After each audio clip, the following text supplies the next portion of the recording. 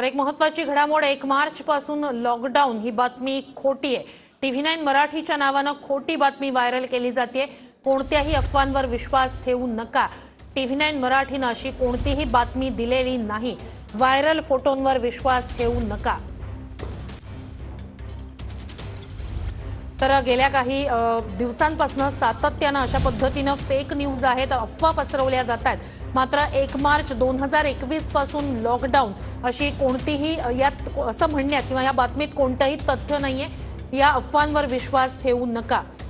आपले प्रतिनिधी विनायक डावरुंग आपल्या सोबत जोडले गेलेले आहेत। विनायक, काय अधिकची माहिती आहे?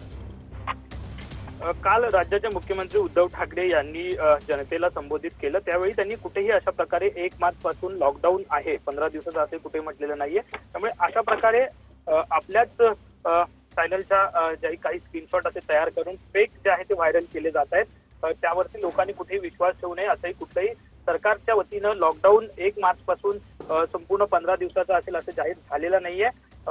काही खोडसाळ वृत्तीचे व्यक्ती असतात त्यांच्याकडून अशा पद्धतीने गेल्या काही दिवसापासून सलग जे आहे ते अशा स्क्रीनशॉट जे आहे ते तयार करून फेक पद्धतीने व्हायरल केले जात आहेत। त्यामुळे नागरिकांनी कुठेही अशा फेक स्क्रीनशॉट वरती विश्वास ठेवू नये असंच म्हणावं लागेल।